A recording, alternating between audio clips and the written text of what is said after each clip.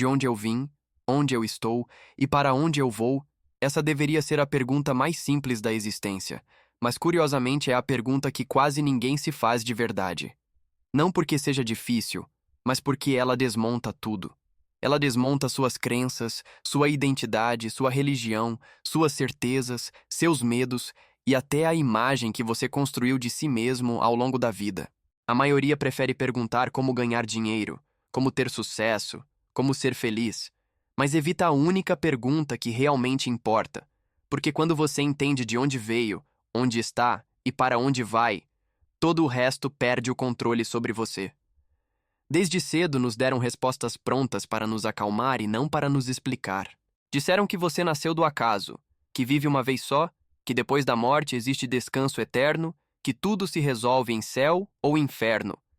Mas essas respostas não explicam absolutamente nada, apenas anestesiam a consciência.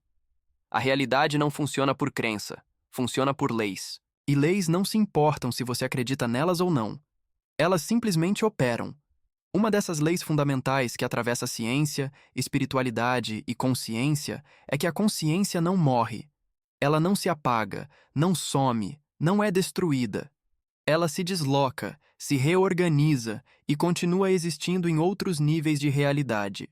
A morte não é um fim, é apenas uma troca de estado. O problema é que a maioria das pessoas foi condicionada a acreditar que tudo acaba aqui, e isso gera medo, apego e uma vida inteira vivida em modo de sobrevivência. É nesse ponto que surge um dos conceitos mais distorcidos da história humana: a reencarnação.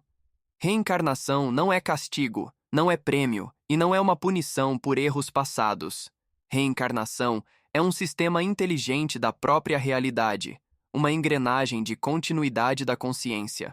Funciona como uma matrix viva, um enorme holodex de possibilidades, onde cada consciência pode assumir diferentes formas, experiências, contextos e desafios, sempre de acordo com o que precisa aprender, limpar ou desenvolver. Pense na reencarnação como um sistema de backup e restauração. Quando um computador sofre um dano grave, você não joga fora a informação, você restaura a partir de um ponto anterior. A consciência funciona de forma parecida, inclusive em situações extremas que quase nunca são explicadas.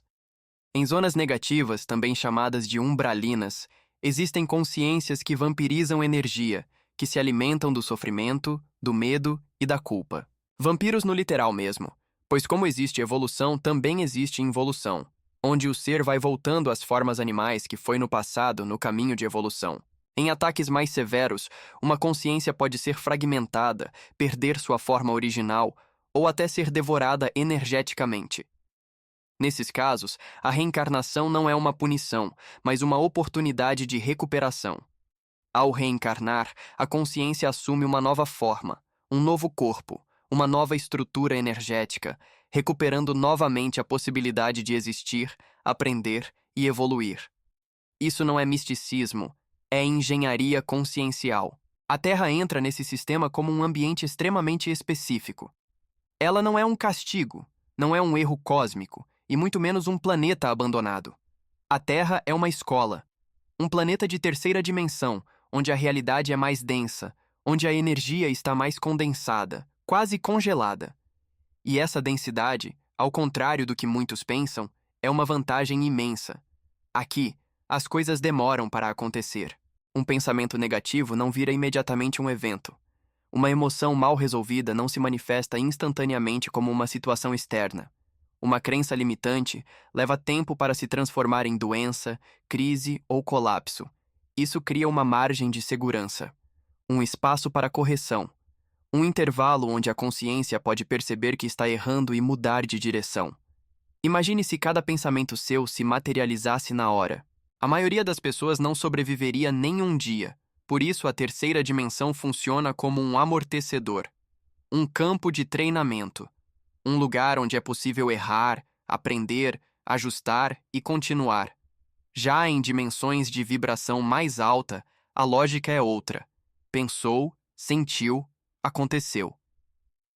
Não existe tempo de processamento. Não existe atraso.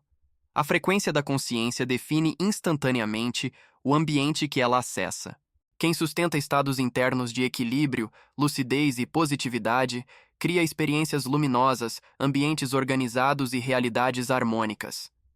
Quem sustenta estados de medo, raiva, culpa e negação, acessa imediatamente zonas densas, caóticas e compatíveis com essa vibração. E aqui é essencial quebrar um dos maiores medos implantados na humanidade. Isso não é castigo. Não existe um juiz punindo consciências. O que existe é eletromagnetismo. A mesma lei que faz um ímã atrair ou repelir outro ímã atua na consciência. A lei do todo, uma lei universal, impessoal e precisa, simplesmente direciona cada consciência para o ambiente que combina com sua frequência. Não há julgamento moral, não há culpa, não há prêmio ou punição. Há compatibilidade. Essa é a verdadeira divisão da realidade. Não entre bons e maus, mas entre frequências. Uma divisão eletromagnética. A Terra, por ser uma escola, abriga consciências de diferentes níveis evolutivos ao mesmo tempo. Pessoas extremamente despertas convivem com pessoas completamente adormecidas. Seres que escolheram a luz convivem com seres que escolheram a negação. Por isso, cuidar dos pensamentos, sentimentos e do que você consome não é apenas uma questão de espiritualidade elevada, é uma questão prática de sobrevivência.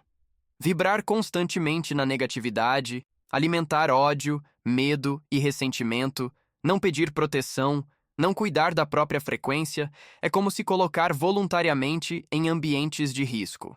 É como um pato distraído parado na beira de um lago. O pato não está fazendo nada de errado, mas o crocodilo não pensa assim. O mundo físico e o extrafísico estão cheios de predadores. Assassinos, abusadores, manipuladores e vampirizadores não surgem do nada. Eles operam por compatibilidade. Quando alguém baixa demais sua frequência, começa a se tornar invisivelmente compatível com situações, pessoas e ambientes perigosos. Não é castigo, é encaixe. Durante a encarnação, no entanto, ninguém está completamente sozinho. Todos possuem guardiões, protetores e consciências simpáticas que acompanham a jornada.